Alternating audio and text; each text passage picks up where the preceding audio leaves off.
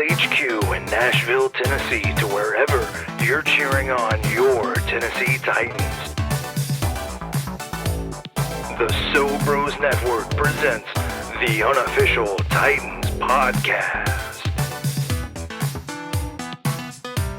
Welcome back for another episode of the Unofficial Titans Podcast. Offseason content is underway. It's your boy, Big Natural Stoney Keeley here, the EIC at SoBrosNetwork.com, NFL draft analyst and Tennessee Titans film analyst for Stacking the Inbox as well.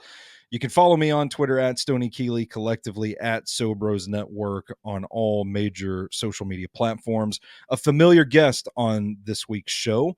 I want you guys to get to know the man behind the A to Z Sports Film Room, though. His name's James Foster. He's been on the show before.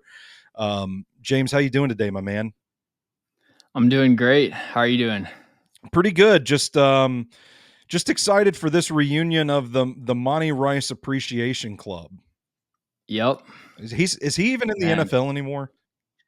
I think the Saints picked him up at some point last season, but I don't know if he's on a roster right now. Yeah, I don't either, man. Tough scene. I always thought he was good when he got on the field, but I think there might be something else going on there. Yeah, I don't know what you've heard, but from what I've heard, maybe some of those intangible things, the presence, the locker room stuff, the stuff that you can't pick up on from just watching the tape might have had something to do with that, but a misjudgment on my part anyway. But we can still reminisce about what could have been with the talent that was there. I think his teammate grade was pretty low. A pretty low score when it came to the teammate score. What are you working on these days, my man? This is kind of the slow time of the NFL calendar. I made a joke about this being the time of year when all the national guys finally getting around to watching the Titans, but what are you working on? Yeah, I'm going through most of the first round rookies and doing videos on pretty much anyone that I think is like worth doing a video on. I guess if they did really good in their rookie season, I want to cover them. If they had kind of an up and down season, I think that can still be a good video. But then there's players like Tyree Wilson, Quentin Johnston, where it's like, man, there's no positive spin on this. I'm just gonna come off like a hater. If I'm gonna feel bad making a video like, that no redeeming qualities. Sorry. I felt like there was one point during late in the season last season that there was one game that Raiders people were like, oh man, Tyree Wilson has turned it on. Like finally we're going somewhere with him. And then that was the last I ever heard of him. Yeah, I think I've watched 7 or 8 games of his. I have not come across that game, I'll say. Well, fair enough. Yeah, and the Quentin Johnston stuff, man, that's brutal. Wide receiver 1 now, if I'm not mistaken. Unless that's Ladd McConkey's spot to take. I don't know. Yeah, probably Ladd. If it's not Ladd, I don't think it's a good receiving room. Yeah. But you do have a hell of a video on Darnell Wright. I'm just kind of making my way through. I've got the Paris Johnson Jr. video paused, but you did some Bryce Young, some Jordan Addison, some Will Levis, Peter Skoronski's up there. You've been on it, man. Who do you think is probably your favorite first round pick that you've evaluated so far from last year? Who had the best rookie season in your mind? I think that there are there's probably 3 players that I would say are in a tier by themselves. Like I would have to go CJ Stroud, Devin Witherspoon, and Jalen Carter, I think would be probably the 3 best. And then, underneath that, like a step behind would probably be Will Anderson, and like Christian Gonzalez just on a per snap basis was outstanding. Yeah. I loved Christian Gonzalez. That's actually who I wanted the Titans to draft instead of Peter Skoronski. I was at the 440 Sports party and everybody was like chanting Skoronski, And then they go to me and they're like, Stoney, what do you think? And I'm like, yeah, Skoronski, or, Christian Gonzalez is there too. I'd be really happy with him, but nobody wanted to hear it. And then he ended up being pretty good before he got hurt, right? It was an injury that sidelined him, if I'm not mistaken. Yeah, like week 5 or 6 or something. Yeah, that's a bummer. But yeah, he went up against Tyreek Hill, AJ Brown. Like if you look at the receivers, and it's not just like he played their teams, like he was guarding them one-on-one in man coverage for most of the games. If like the list of receivers, it's like just the top 10 receivers in the NFL basically. And he was already like a borderline Pro Bowl caliber corner. So yeah, I think he's the real deal. Sick. Good stuff. Well, you can catch all of James's work at A to Z Sports Film Room on YouTube. Anything that I'm missing, James? That's all. That's the only place you're doing content these days, right? Correct. A to Z Sports Film Room on YouTube. There we go. Well, we've had the dust settle from the draft and the first big wave of free agency. So before we get into your story, I just want to get high-level overviews. What do you think about where the Titans are at now here as we sit in early June? I think the Titans are in as good of a position as they've been at a lot of positions. Cornerback, I think, is as good as I've ever seen it, with L'Jarius Sneed, Roger McCreary, Awuzie, and then Jarvis Brownlee Jr. probably is the CB4. I think the left side of the offensive line has a chance to be really good, and then they've taken the floor of their receiver room up another level, I think. Obviously, so much of it depends on Will Levis's development, but there's a lot of areas of the roster that I think they've made significant improvement. But then there are still, I think, some massive holes, which like I have them as my 25th ranked team right now. And a big part of that is having one of the worst linebacker rooms in the NFL, probably. Negative edge depth outside of Harold Landry and Arden Key. Yeah. No safety depth. Right side of the offensive line is a major question. So there's still, I think, some holes on the roster that prevent them from being a Super Bowl contender, but they've entered the making things interesting tier, I would say. Very well. Very well. Well, how long have you been in the content game? Let's get into your story a little bit, because man, I was introduced to your work several years ago with the Patreon at No Flags Film, which is still your handle on Twitter. So at No Flags Film, go follow James if you don't already. Which, if you're listening to this show, I don't know why you're not already following the man. But when was it that you got your start, and how did you get your start? What did you get started doing?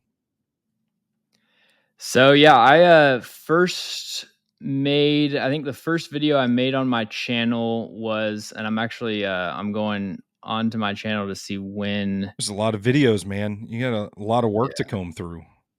So first video that's posted on my channel was April 24th, 2021. So we're on 3 years, a little over 3 years. And I was just doing like some random draft videos. I started out doing Titans videos. There's a couple that aren't on the channel anymore because they were such low quality compared to everything else. But like, it was really just like I was in college studying chemical engineering, and thought like I'd always been interested in video editing, never really knew how to do it. I'd been watching tape just like casually for a couple years and felt like I'd built up a lot of knowledge. And I thought it would be cool to do some like Titans centered videos that had cool data visualization and like the editing on the play art and stuff like that. I was always really drawn to the Game Pass film sessions. If you've ever seen those on YouTube, Yeah. where they have like cool player indicators with like the spinning circles underneath them. I always thought that was so cool. So I wanted to do something like that. And yeah, really just started it for fun.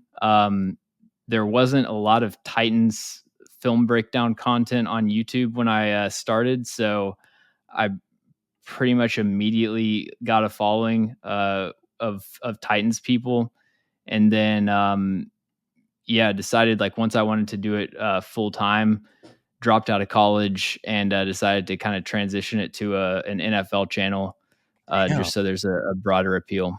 So you made, I mean, you're talking about a leap of faith there. What was it that made you feel so inspired and so confident to take that leap? Well, I think the first thing is that I didn't enjoy engineering, which is what I was doing, and That'll do so it. I was definitely kind of if an out presented itself, I was going to take that. Mhm. I think there was one point where I was home from. I think I was home for Christmas break. I probably had like a year left in college, and I'd gotten two job offers through sports media that I didn't Damn. end up taking, but I gotten them like back to back. And my mom was like, "Yeah, you need to drop out of college," because she knew that I enjoy doing this like so much more than I did engineering, obviously. So, just felt like it was worth taking the gamble to be able to do something that you enjoy for a living. Yeah, I hear you, man. That's truer words may have never been spoken, but I think your level of detail, the information that you present, people ask, and I don't mind sharing this on the podcast because I'm sure you get some of it too. But people kind of ask about who you know, what about this guy, what about that guy, and you're a dude that whenever your name comes up, I do everything I can to sing your praises because I know from private conversations with you I love sharing the Anton Harrison story because I didn't see it with him. And I DM'd you one day and I'm like, hey, man, what games have you watched on Anton Harrison for you to be so high on him? And you just clapped back with, like, yes, I watched every single one of his games from this season and I watched 6 games from the season before. And I'm like, okay, all right, I see. So this isn't like, me, I'm over here like, okay, if I can piece together 3 games, I can come up with some sort of evaluation for a prospect. So I always tell people like James is one of the guys that you can trust to have done the work. And you and I don't agree on everything. Still, I'm willing to go down with the Jalen Duncan ship. I'm gonna go down with that ship. Absolutely. But even when you say something that I don't agree with, or you have an eval that I don't agree with, I trust and respect your opinion because I know with 100% certainty that you have done the work to get to that opinion. And even like I'll use Tavondre Sweat as an example. And like I'm super high on Tavondre Sweat. You're not so high on Tavondre Sweat, but the way you break him down, I'm like, you know what? I see it. I don't feel that way. It's like I'm like, you know what? Hopefully they just won't have him in position where he's going to need to be running down the play from behind on the backside. Maybe we'll just pretend that that doesn't exist right there. But I always tell people like you are one of the people in this space that you can absolutely do the trust, you can do the work, and you should trust to consume his content. But I don't think you get to that level of detail with which you are talking about these prospects and the scheme, the high level stuff, but into the weeds. You don't get to that level of knowledge base without a love of the game. So what was it for you that really made you fall in love with football at that level to be willing to put in that level of work and get to that level of detail on these guys that you're evaluating? So, yeah, I think a lot of my knowledge was kind of built up, like I wouldn't say accidentally, but just kind of adjacent. Maybe it's like it was just on the way of like what I was already doing. So to explain that further, like the way that I got into film is basically once I learned that the NFL had at the time it was NFL Game Pass, like they had the coaches film up there. I think I was Yeah. probably a couple years late to discover that from whenever they had added it.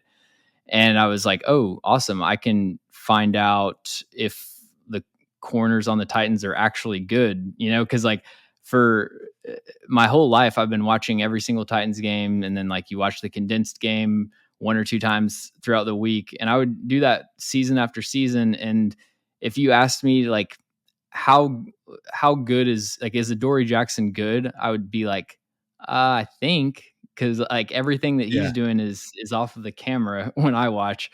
So a lot of that stuff, like I just kind of like dove into it and like wanting to know if Marcus Mariota is good, because I would see him just stand there in the pocket and take sacks, and it's like, well, is nobody open? Is he just bad? So I started watching the tape on Game Pass for that reason, and then it was kind of like the dam breaking of the Dunning Kruger, like, peeking over the valley, and you have this moment where you realize how much detail and Yeah. depth there is to it that I didn't even know, because like I grew up watching football, but my sport in high school was basketball, so I didn't play past middle school, so like I didn't really. I mean, I think I was probably, above average for like a football fan in terms of understanding, but I didn't know anything about technique or scheme or anything. So, um, yeah, it just started by me like saying, okay, I don't understand what any coverages are, so let me try to like look up. Eventually, I found playbooks, but like looking up stuff on websites and like, okay, this is cover two, and then I'm watching, a linebacker like Rashawn Evans or something, and I'm like, okay, well, it kind of looks like he screwed up here, but I don't know. And then I'm looking up like, okay, how do you fit power and stuff like that? And there's a lot of that kind of stuff I learned just in the like genuine search of it, just for my own self, and then I kind of built up a base knowledge level to where I wanted to jump into making content, but I put in a lot now that I've transitioned to doing this full time. I put in a lot of time to try to continue to grow my knowledge base, and like I basically always have coaching clinics on just as my background noise in another tab, and I'll just like flip over to it if it sounds like he's saying something interesting, but I'm just like constantly getting coach speak into my head. It's probably I think I've noticed I've picked up a lot of the speech tics that coaches have in Yeah. clinics. But yeah, and then like reading stuff like Bobby Peters books, and Yeah. there's just a ton of PDFs and playbooks and stuff out on the internet that I'm always looking through. Man, it's crazy because it was it was similar to how things happened for me. I had been writing about football for, I mean, I my first draft that I actually wrote about more than 50 players was just 2 years ago, 2022. And it was the first year that I had gone to the Senior Bowl and gotten like a deeper level of scouting. Like you get just kind of like being around the stadium, seeing the coaches and players interact and how they're learning the game, and then going home and saying, I want to know more about this guy, and finding film and watching it. It's almost like a bug, because for me, I have this curious nature where it's like I buy a battery powered lawnmower and suddenly I'm on Google like, what are the physics behind battery powered lawnmowers? How do these things Mhm. actually work? And I never realized, I'm not too proud to admit this, but I never realized how much watching all 22 and seeing everything on the field at all times really feels like watching a different game at times. And you mentioned the cornerbacks. Like you can't evaluate wide receivers and corners off of game broadcasts. And that's what I had been doing for so long. So for me, it was to see that kind of unlocked something within me that was like, oh shit, this is awesome. Like this, I can't get enough of it. And I saw a tweet that you put out one day that you said something along the lines of, like just go to Google if you have a question. Like people ask you a lot about how you learned about the game or something like that. I don't recall. It's been a couple of years at this point. You were just like, yeah, Google. And I was like, is it that simple? Is it really that simple? So then like I Google cover 4 or quarters coverage explained. And there's just, a plethora of resources there, YouTube channels as well.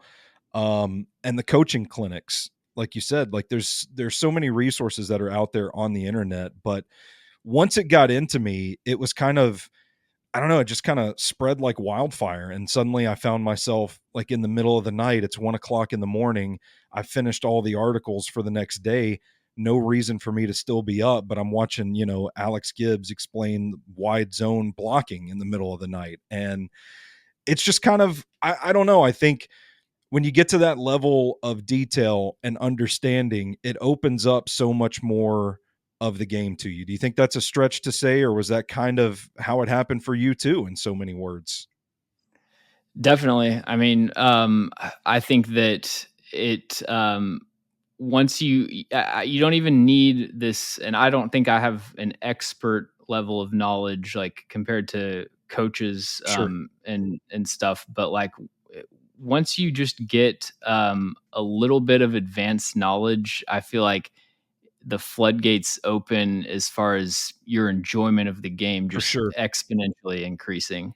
Um, like again, you don't have to even be analyzing it at a super high level, but once you get kind of like the baseline of um, schemes and kind of for certain positions, just like simple techniques and stuff, like and you can go back and watch games of your team like during the week and just analyze it and evaluate it for yourself. I think it really enhances your enjoyment of the game.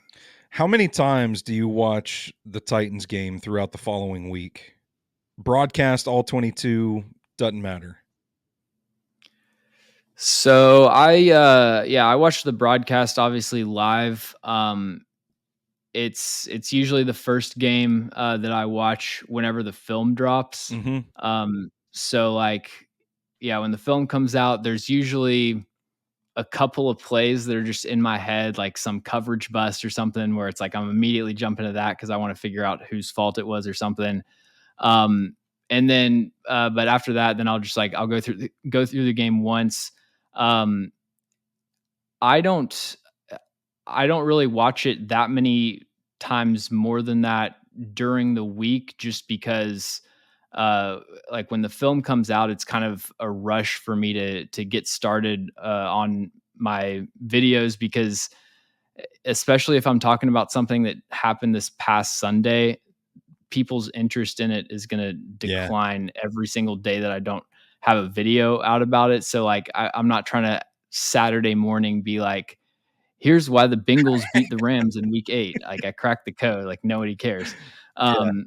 So yeah, I don't end up like watching it usually multiple times during the week, but like by the time the next season starts, and this really applies to every team now, but I will have watched like probably every single NFL play multiple times just through like I do probably a couple videos on each team throughout the summer. So it's like I'm going through every single game multiple times. So yeah, by the time the summer ends, I will have watched every Titans game. I mean, like I don't know how many times. I could probably do some McVay level stuff with it, but I don't have his level of memory. How many college games do you think you watched to prepare for the draft? Ooh, that's tough. So I watched, let's see. I graded probably 350 players. Um, that would be pretty hard to estimate. I would say, I mean, it's definitely in the hundreds, but I could see it being probably in the thousands because I mean, anyone that is in my top 50, I will have watched every game of their last season. I usually skip the like FCS games. Um, And then if there's a big school like Alabama offense and defense, Penn State, Michigan, Ohio State, like any school that has more than 3 or 4 draftable players on a unit, I'll just go through and watch every game from that season, so I don't miss anything. And then like once you get into kind of the hundreds, like if I'm just watching, let's see, so Jalix Hunt out of Houston Christian, there's no one else on his defense that I'm paying attention to. So I went through like those kind of players in the 75 to 150 range. I'll watch 5 or 6 games usually. And I have a 3-game minimum, but this year I tried to do 5 for everyone, unless it was like, for me, the 3-game minimum is if I watch 3 games and it's literally like the Stephen A. Smith meme where he's just like, I'm talking about, like dead face, like, like staring off the camera. If I watch 3 games and you haven't had one positive play and you look like a bad college player and you have like a 1 RAS, then yeah, I'm not going to waste 2 extra games on you. But yeah, I think that I've tried. I think now that I'm writing up these players, especially, it's just so much easier for me to do watching as many games as possible, because like I don't want to watch one game and see a guy maybe not use any pass rushing moves and then be like, oh, he doesn't have any moves, like that kind of thing. But it's like, I mean, it's kind of like what you have to do though. If it's not your full-time job to just sit there and watch player after player, it's like you kind of have to divide your time up somehow.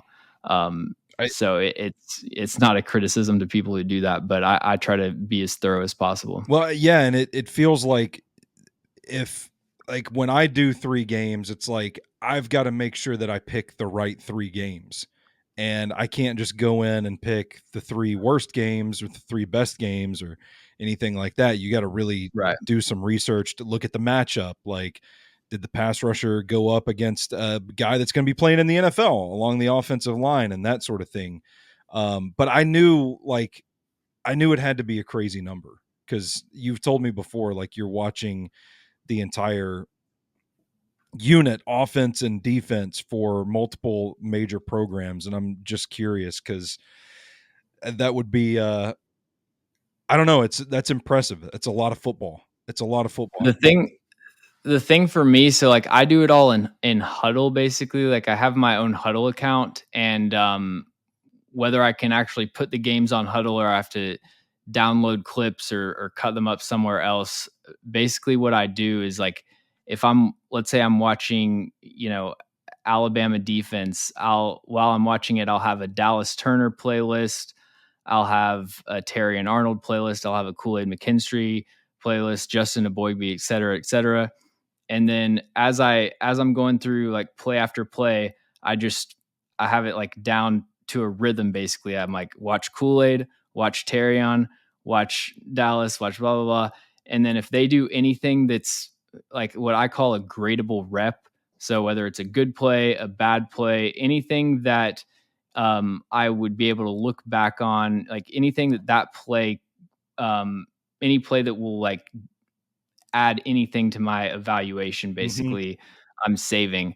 And then I'll get through Alabama's entire season, and for every player, I'll have basically their 70 to 100 key plays from that season in its own playlist. And the reason I do that is because that way I can just zoom through the film without having to write any notes. And I don't early on, I would fall into the trap where I'd see something happen like the first game, and then I'd write like, ooh, bad anchor. And then I would be looking for that, and I'd be like negatively biased towards something based on what happened in the first game. So, or the, first couple games that I watched. So I try to just have like no opinion on them until I get a few games in, and I'm just, mindlessly adding plays to these playlists. And then, I'll do my grade, and then the reason I do that though is because then I can sit down and write them up whenever. It can be 2 or 3 months from now. I just pull up their playlist, go through. I can chart it on Huddle based on like hand usage, speed rush, whatever, and then I can write their strengths and weaknesses that's more accurately based on what I see on the film. And it also helps me because I'll start my film study for the draft usually October or November. And someone like one of the first players I watched was probably Nate Wiggins, corner for Yeah. Clemson. I watched in like November. Well, if I just watch his tape in November and then write the notes, and then I'm still trying to talk about him all the way in April, and it's like however many months that is, 5 months since I've actually laid eyes on him, I'm just basically going to be reading off of my notes. And especially, you can do that if you're writing about it, but if you're recording a video and like talking about it on a podcast, it's just gonna sound robotic, and you're not gonna have any specific details that you can really refer back to, like, oh yeah, he had this play.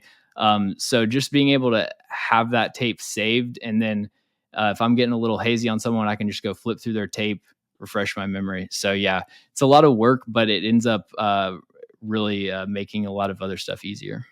So I get this stuff sometimes. I'm sure you probably get it a lot in the DMs as well. It's like, oh, where do you get the film? Like, how do you watch it? What are you looking for with a certain player? And I'm just curious because like I handle it.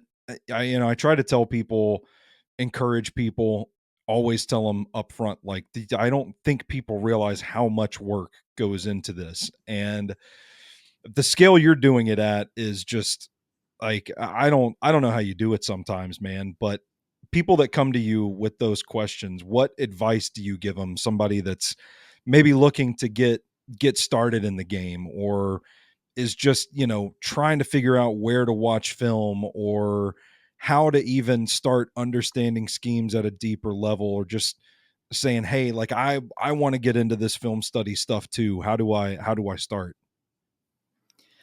I think the easiest place to start would probably be like whatever team you follow.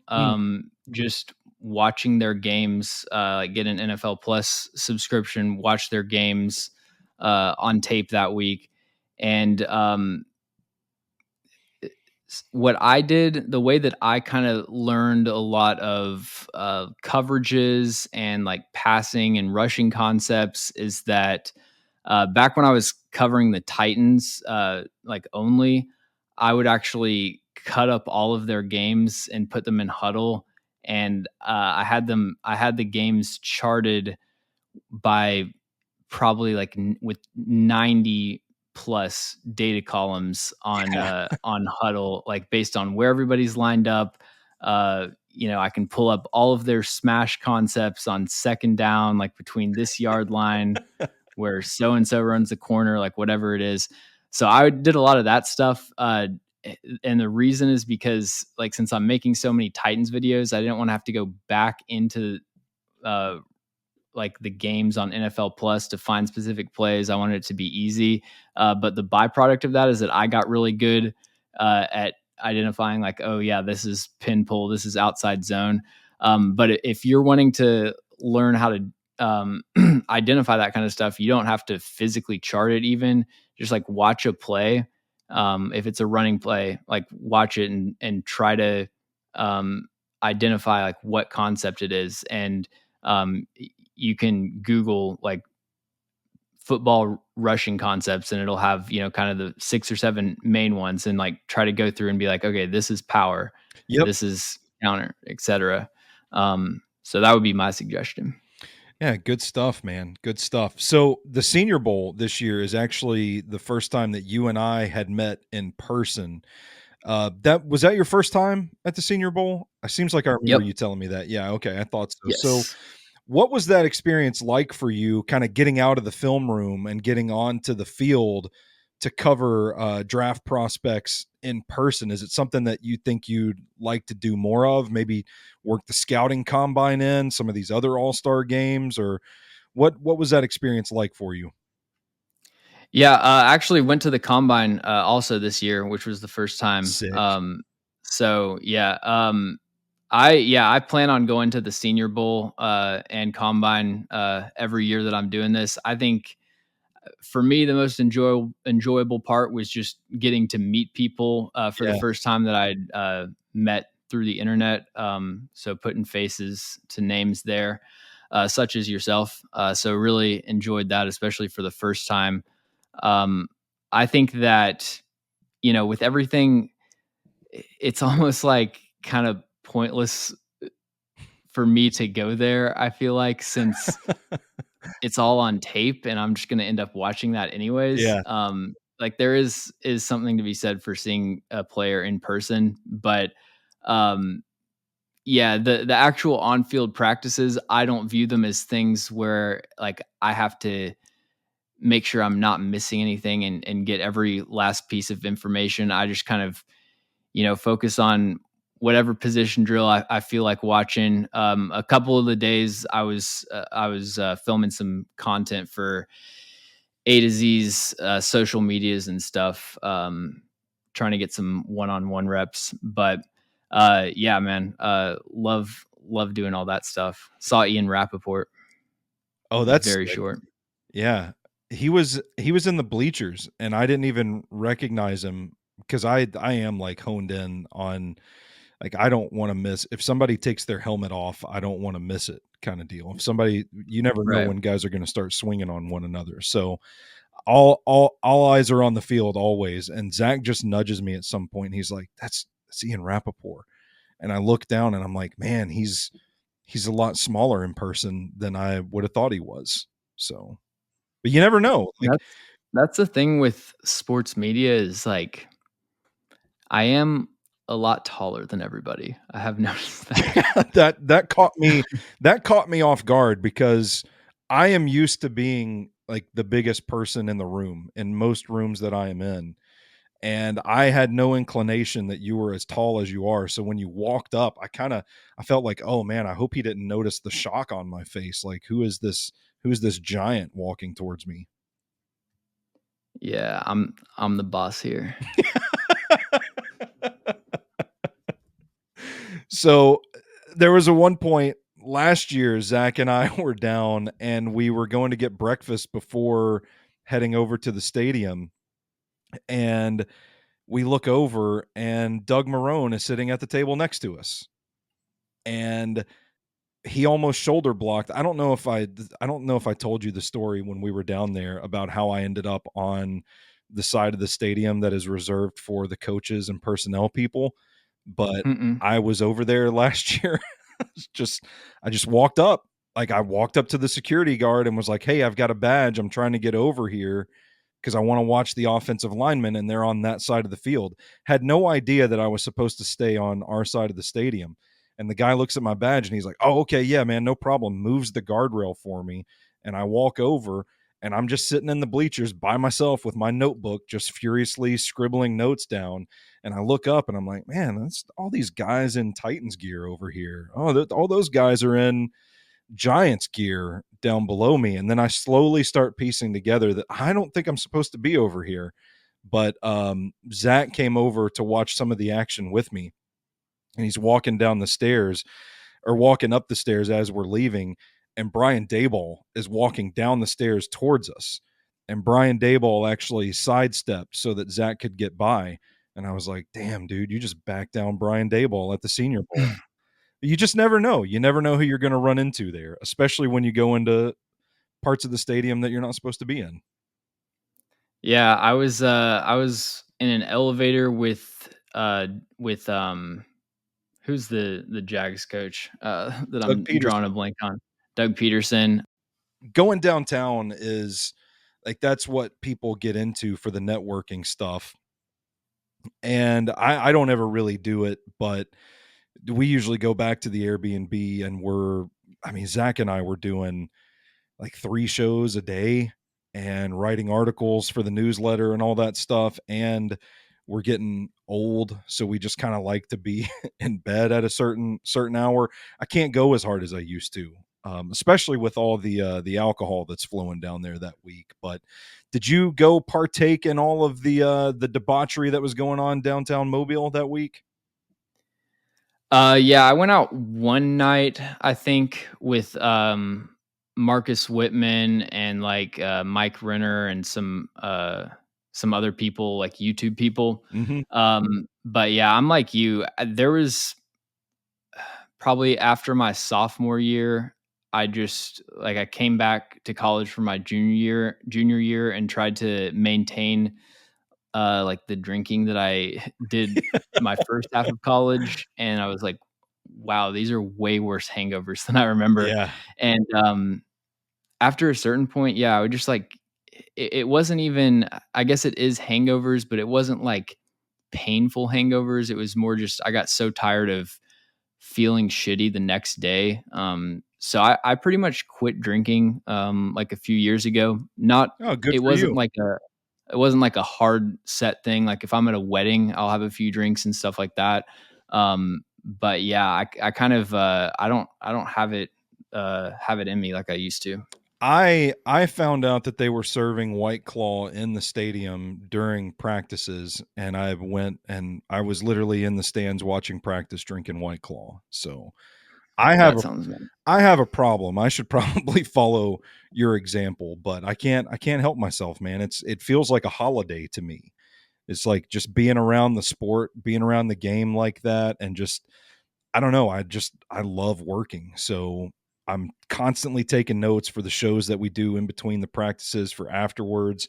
And I don't have anyone to answer to. So if I show up on camera after a few drinks, nobody's gonna fire me. So I'm cool with it. There you go. But you to get to do this full time, man, it's a dream come true. And your level of effort was rewarded. I think you've got quite a bit of respect from your peers, but then to see like the validation on YouTube to hit 30,000 subscribers, um, that's no joke, man. Those are real numbers. So, first of all, congrats. Um, good Thank you. good for you. Happy to see people putting in the work and being rewarded for it. But what did that milestone mean to you? Yeah, man. It means a lot. I think it is definitely more of a milestone than like um I think it's more symbolic on YouTube when it comes to subscribers. I feel like because so much of success on YouTube nowadays is just getting on people's homepage and like Yeah. suggested videos and stuff. Hmm. Um, like when I look at percentage of views that from different sources, like on YouTube analytics, no one ever is on in their subscriber box anymore. Like I haven't hit the subscriber tab in so long. It's usually just the channels that I watch a lot. They get suggested on my homepage, and I don't even Yep. have to go looking for them. So it is kind of like I value subscribers a little bit less. It's more of just a symbolic milestone to me. Obviously, people subscribed, like those are the people that are going to be watching every video. But I also know that there's probably a lot of like dead subscribers. Not actually, but like by dead subscribers, just like people that subscribed a while ago and don't watch or whatever. So it's like I don't know. It's kind of a weird dynamic with YouTube where subscribers can actually be a negative. Obviously, you want them if they're all watching, but just if you have like 100K subscriber channel, um, and they're not interested in the content that you're making, then that That's doesn't really mean it's anything. worthless. Yeah. I know you're a big Brandon Ayuk guy, but Hmm. I want to ask like who some of your favorite players are to watch from a tape standpoint, not just pure enjoyment, but like who in the NFL do you think has the best tape? Ooh, let me think about it by position. So,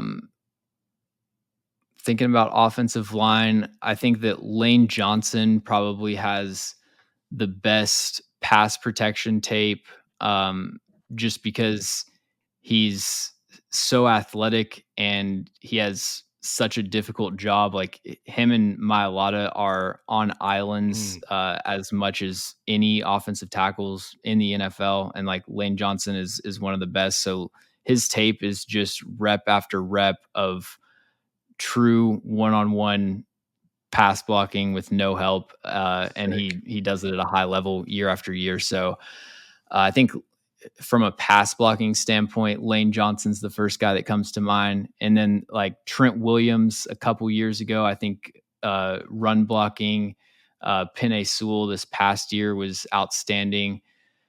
Sauce Gardner has the cleanest cornerback tape, in my opinion. Outside of a few missed tackles, it's just shut down press man every play. And he's so fluid for someone that's as tall and long as he is. And then like pass rushing, I think that Myles Garrett is a tier above everybody else. So yeah, I would say those four are probably the four like best tape that I would say. Do you have a particular coach or maybe scheme, maybe the better way to frame it, that you like to watch? Ooh, so I like. Can I list a few?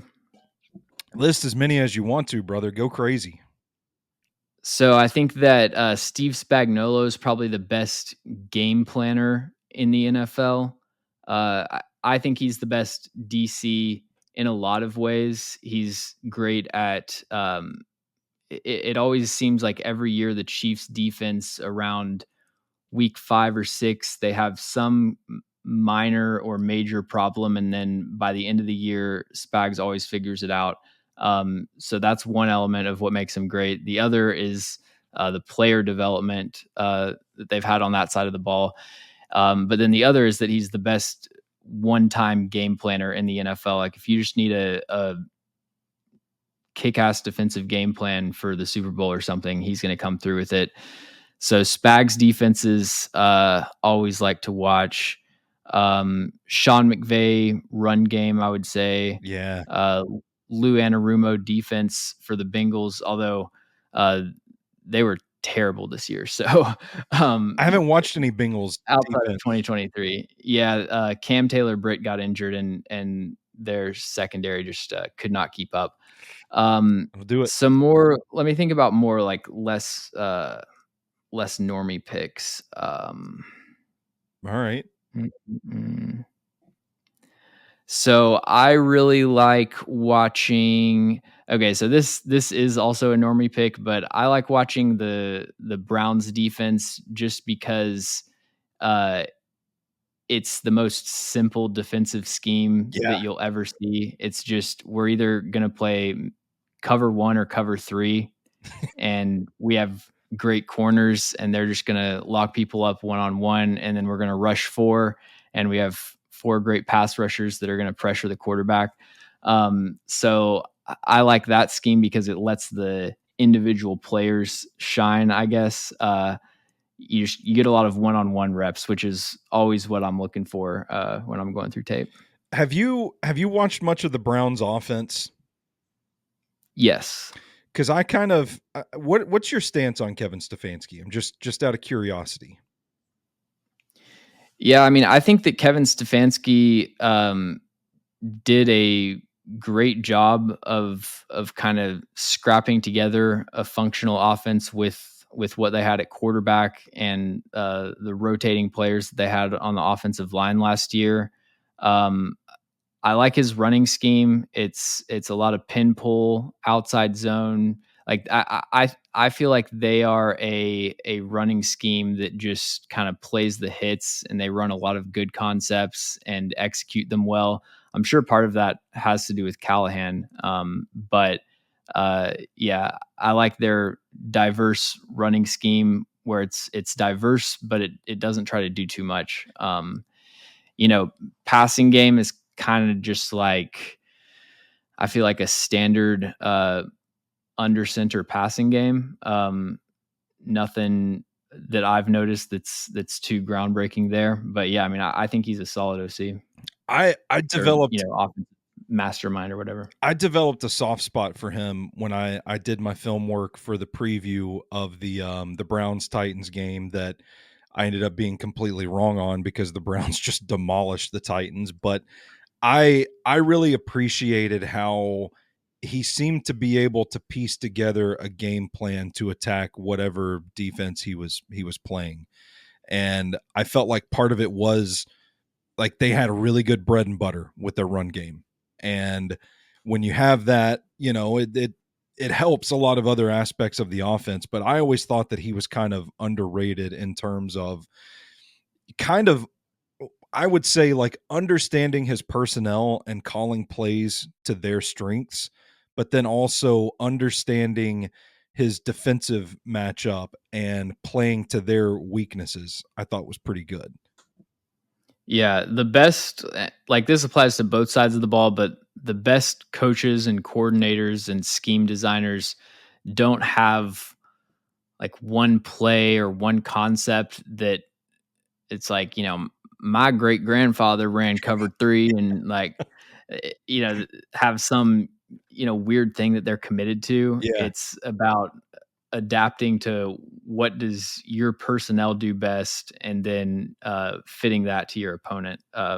So yeah, Stefanski, I'm looking at my, let's see, I went through and did ratings for basically every team's positions and coaches. I had Stefanski as the 7th best, like OC, even though he's not technically OC, but whoever's number 1 of the offensive coaches, I had him 7th best in the NFL. So you gotta share the top 6 with us now. I want to know who's ahead of the guy. So I went with so this is just ranking the offensive coaching staffs. So number 1 is the Rams, number 2 is the 49ers, 3 is the Chiefs, 4 is the Dolphins, 5 is the Vikings, 6 is the Lions, 7 is the Browns. It's a pretty good list. 10 out of 10, no notes. 10 out of 10, no notes. Can you guess who the lowest one is? I was about to say Penn State, but that's just me being triggered by the word bad offense. Penn State does not play in the NFL, for the listeners that might not know that. I'm going to go with the Tennessee Titans. It is the Jets with Nathaniel Hackett. Oh, yeah. That makes sense. Yeah. Did you know there are the top 3 receivers in percentage of routes that they ran that were fades last year all play for the Jets? How about that? They have the only 3 receivers to run over 10% of their routes as fades. All right. They're cooking up there in New York. Man. Hackett drew a straight line on the chalkboard and said, "Wait a minute. This isn't right. Oh man. Well, if we're not careful here, we're going to end up talking for 2 hours about the intricacies of the 49ers and Rams offense. It already happened. I stopped myself once because you talked about Sean McVay's running game and I was like, "Oh, but James, what about that Super Bowl against the New England Patriots and the game plan that Bill Belichick drew up to defend it?" So if we're not careful, we're going to branch off into one of these. I think Tom Brady drew up that game plan. Was it Tom Brady that drew up the Mm-hmm. game plan? Fair enough. All right. I got one more question for you before we get on out of here. Early predictions for the 2025 draft. Who is the top overall pick? Oh, who has or who is? Who's going to be the top pick in the 25 draft? Let's see. So I have not watched a ton of players. I watched James Pierce, the edge rusher for Tennessee. I know PFF has him as number 1. Yeah. I haven't watched enough players to agree or disagree. And like, he looks like a great prospect, definitely a top 5 type of guy, but needs to get a little bigger.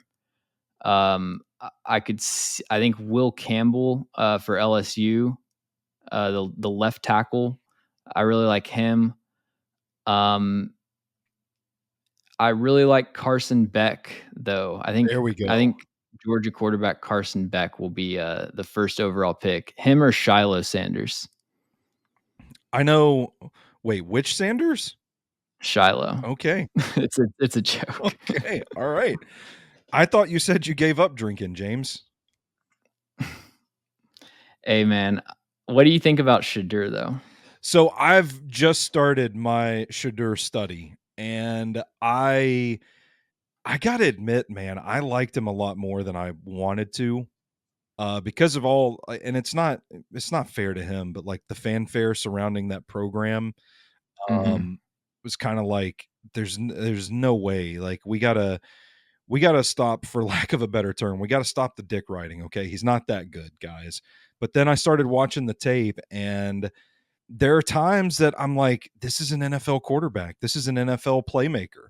It's just a matter of getting a better evaluation on him because the offensive line was so terrible. I mean, I am 2 games in right now, and the dude's just fighting for his life so much out there that I kind of felt weird about the evaluation, and I'm not going to put Like, too if much. you watch the UCLA game, like, how are you supposed to evaluate Shadur Sanders from that? It's like it's maybe the worst offensive line performance that I've ever And seen. that's one of the games that I watched, and I'm like, he still like has these buckets at times where I'm like, oh my God, like the footwork is clean, the posture's aligned, the ball flies out of his hand. It's, to a wide receiver that has 2 guys within striking range of him, and he still just drops it in the bucket for a big gain. So I'm like, I eventually closed my MacBook, if I can be transparent for a moment, and was just like, fuck this. I'm just going to wait for the 2024 tape because it's so Yeah. bad. Where are you at with him? Yeah, I like him. I try not to. So a new thing is that I try not to have super strong preseason takes about quarterbacks Yeah. because I had that about Bryce Young over CJ Stroud, and like obviously that was a missed evaluation, and I feel like in retrospect, I wouldn't make that same mistake again, but I do think a lot of it had to do with just I liked Bryce Young's penultimate year tape better than CJ Stroud's, Yeah. and just kind of like had that bias in my head going into it, and like ended up making a bad eval. So um, everything that I've never watched him specifically, but I watched Colorado offense for Xavier Weaver, and I really like Shadur Sanders' arm talent, his ability to find windows. I think that he's got some borderline concerning habits under pressure, but it's also like it's one of those things where the protection was so bad that I have a hard time fully blaming him for it. Yeah, for Although sure. it is, something that's one of the difficult things, whether it's an NFL player or a college player, is separating. Like when you've got someone like Sam Howell, for example, who is one of the worst quarterbacks at taking sacks in the NFL, but then also has a terrible offensive line. And it's like, okay, this entire setup is a disaster. And like somehow you got to parse out the blame. So yeah, I want to see him get a little bit better under pressure, but I understand, where some of the bad habits could come from. Well, man, we got to bounce because my StreamYard recording is about to get out on us. But real quick, at No Flags Film on Twitter, A to Z Sports Film Room on YouTube. James, thanks for your time. We'll be back next week with another episode of the Unofficial Titans podcast.